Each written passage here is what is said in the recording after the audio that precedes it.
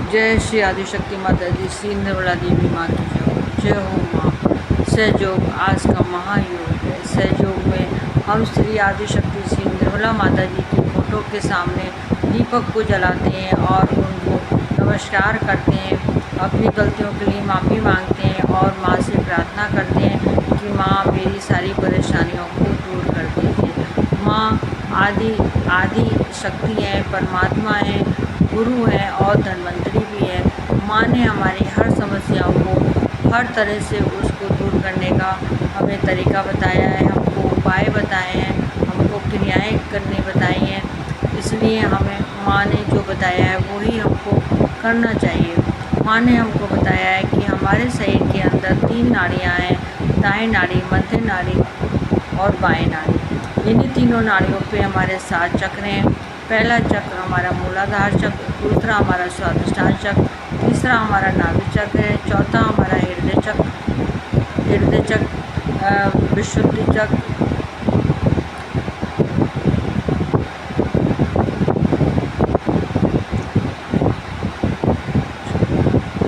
पांचवा चक्र हमारा विशुद्धि चक्र है, छठा हमारा आज्ञा चक्र और सातवां हमारा तालु भाग सहस्त्रार है। ये सातों चक्र हमारे तीनों नाड़ियों पर हैं। इन्हीं चक्रों के खराब होने से हमारी सारी बीमारियां पैदा होती हैं और इन्हीं के नाड़ियों के खराब होने से भी हमारी सारी बीमारियां पैदा होती हैं, हमारी समस्याएं पैदा होती हैं, हमको कष्ट बाधाएँ हमारे सामने आती हैं। इन्हीं को चक्रों को शुद्ध करने से हमारी सारी बाधाएं दूर हो जाती हैं। कल मैं आपको कब्ज़ के बारे में बता रही थी। कल मैंने आपको पपीते का उपयोग बताया था कि हमको कब्ज़ में पपीता कैसे खाना चाहिए। और आज मैं आपको फिर कब्ज़ के बारे में बता रही हूँ। ये कब्ज़ की समस्या हमारे मूलाधार चक्र की वजह से होती है। जब हमारा मूलाधार चक्र खराब होता है तो जब हमें कब्ज़ हो तो हमको मूलाधार चक्र को शुद्ध करना चाहिए। ज़मीन पे बैठ के करना चाहिए। अगर आप ज़मीन में बैठ सकते हैं तो ज़मीन में बैठ के मूलाधार चक्र शुद्ध करें। अगर कुर्सी पे या मोड़े पे या पटली पे जो जिससे भी आपको सुविधा हो उस पे आप बैठ के अपना मूलाधार चक्र शुद्ध करें। माँ से प्रार्थना करें कि माँ मेरे मूलाधार चक्र को शुद्ध कर दीजिए, मेरी कब्ज़ वाली बाधाओं को दूर कर दीजिए।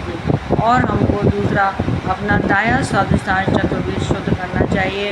दाएं स्वादिष्ठान चक्र को शुद्ध करने का तरीका मैंने आपको बताया था कि सीधा हाथ माँ के सामने और बायां हाथ हम अपने दाएं स्वादिष्ठान चक्र पर रखेंगे। जो हमारा पेट और जांघ का जोड़ है वो हमारा स्वादिष्ठान चक्र है। यहाँ पर हाथ रख के माँ से प्रार्थना करेंगे कि माँ मेरे दाएं स्वादिष्ठान चक्र को शुद्ध कर दीजिए, मेरी कब्ज़ वाली बाधा को दूर कर दीजिए। क्योंकि दायां स्वादिष्ठान चक्र हमारे लीवर को देखता है, लीवर को शुद्ध करता है, हमारी पाचन क्रिया को सही करता है। जो हमारा लीवर सही होगा, हमारी पाचन क्रिया सही होगी, तब हमें कब्ज़ की समस्या नहीं होगी। तो हमको माँ ने धन्वंतरी के रूप में भी हमको बताया है कि हमें अपने खान पान में थोड़ा सा अंतर करना चाहिए। एक तो हमें ज़्यादा तली वाली चीज़ें नहीं खानी चाहिए, हमको हल्का ही खाना खाना चाहिए। विशेष रूप से रात में तो हमको बहुत ही हल्का खाना खाना चाहिए। बाज़ार की चीज़ें नहीं खानी चाहिए, ज़्यादा तला वाला मसाला, मिर्च, खटाई ये सब चीज़ें हमें नहीं खानी चाहिए। हमको बिल्कुल सादा खाना खाना चाहिए अगर हमको कब्ज़ हो रहा है तो। और माँ ने हमको और चीज़ें बताई हैं। कल मैंने आपको पपीते का उपयोग बताया था। आज मैं आपको अमरूद के बारे में बता रही हूँ कि अमरूद भी जो है वो हमारे कब्ज़ की बाधा को दूर करता है। अमरूद में विटामिन सी होता है, सेब और नारंगी से ज़्यादा पाया जाता है। अमरूद में विटामिन सी सेब और नारंगी से भी ज़्यादा पाया जाता है। इसमें विटामिन B1 तथा निकोटीन भी पाए जाते हैं। जो अमरूद में खनिज जैसे कैल्शियम, लोहा, फास्फोरस तथा मिनरल्स तथा रेशा भी पाया जाता है, जो हमारे शरीर के लिए आवश्यक है। भोजन को पचाने में ये चीज़ें हमारे सहायक हैं और हमारे लिए अधिक उपयोगी। अमरूद खाने से हमें पेचिश कब्ज भी दूर करता है, पेचिश भी दूर करता है अमरूद, और हमारे कब्ज को भी दूर करता है। प्रकृति अमरूद में ना तो ठंडा है और ना ही गर्म है। अमरूद की जो प्रकृति है वो ना ठंडी है ना गर्म है। ये बहुत से लोग कहते हैं हमें ठंडी चीज़ नहीं खानी है तो अमरूद ना खाएं, गर्म चीज़ नहीं खानी तो अमरूद ना खाएं, ऐसा कुछ नहीं है। अमरूद ना तो ठंडा है ना ही गर्म है, आप हर उसमें आप अमरूद खा सकते हैं। एक अमरूद अगर आप रोज़ खाते हैं तो आपको कब्ज वाली सारी बाधाएं दूर हो जाएंगी। अमरूद की तो जो है 3 पत्ते, अमरूद के 3 पत्ते अगर आप चबाएं और उसका जो जूस है उसको पी लें और बाकी फोकस उसको भी निकाल दें तो उससे नशा भी हमारा ख़त्म हो जाता है। जो लोग पान पुड़िया मसाला खाते हैं उससे भी जो है वो भी छूट जाता है। अमरूद हमारे लिए बहुत ही फ़ायदेमंद है। अगर गर्भवती महिला रोज़ अमरूद खाए तो बच्चा स्वस्थ पैदा होता है। अमरूद की कई तरीके से फ़ायदा करता है। अमरूद के पत्ते भी बहुत फ़ायदा करते हैं। अगर एक चीज़ मैं आपको और बता रही हूँ, कब्ज़ के साथ साथ अगर किसी को हार्निया हो जाता है, बच्चा हो चाहे बड़ा हो, जेंट्स में अगर किसी को हार्निया हो जाता है तो उसके लिए मैं आपको बता रही हूँ कि एक यूकेलिप्टस का पेड़ होता है, उसके आप 5 पत्ते, जामुन के 5 पत्ते और अमरूद के 5 पत्तों को और आम के 5 पत्ते को, इनको धोकर आप 1 किलो पानी में इसको उबाल लें, इनको टुकड़े कर लें पत्तों को और 1 किलो करीब पानी आप लें और उसको उबाल लें। जब ये 250 ग्राम पानी रह जाए तब आप इसको छान कर ठंडा करें और रोज़ 1 बार पिएं। 2 सप्ताह पीने से लाभ होगा। अगर 1 बार पिए और हार्निया में यूकेलिप्टस के 5 पत्ते, 5 पत्ते यूकेलिप्टस के, 5 पत्ते जामुन के, 5 पत्ते अमरूद के और 5 पत्ते आम के इनको लेकर आप धोकर और 1 किलो पानी में इसको उबालें। जब वो पानी 250 ग्राम रह जाए तो आप इसको छान कर ठंडा होने पर आप रोज़ 1 बार पिए। 2 सप्ताह तक अगर आप इसको पीते हैं तो इसमें आपको फ़ायदा होगा और आपको इसमें फ़ायदा होगा। कल मैं आपको फिर कब्ज़ के बारे में, मट्ठे से कैसे हमारा कब्ज़ दूर होता है इसके बारे में मैं आपको कल फिर बताऊंगी।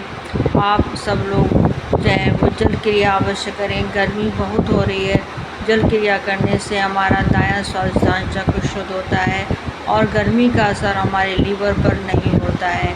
इसी प्रकार हमें जल क्रिया रोज़ करनी चाहिए और माँ के सामने बैठकर हमको रोज़ प्रार्थना करनी चाहिए, उनका ध्यान करना चाहिए और हाथ जोड़कर माँ को नमस्कार करना चाहिए, माथा टेकना चाहिए और अपनी गलतियों के लिए क्षमा भी मांगनी चाहिए, क्योंकि हम कभी कभी बहुत गलतियाँ कर देते हैं जाने अनजाने में, जो हमको पता भी नहीं चलता है। इसलिए हमको माँ के सामने माफ़ी मांगनी चाहिए, क्योंकि आदि शक्ति हैं, ये हमारी हर विनती प्रार्थना स्वीकार करती हैं।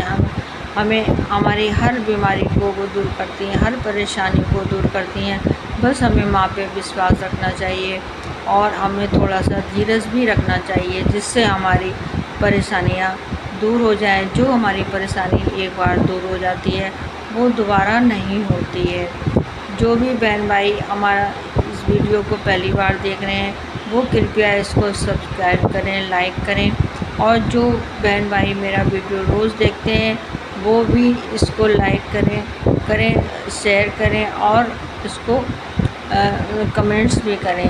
उनको मेरा वीडियो कैसा लगता है, क्या उनको समझ में नहीं आता है, क्या वो और कुछ इसके अलावा पूछना चाहते हैं, तो वो सब मुझे कमेंट्स करके मुझे बताएं।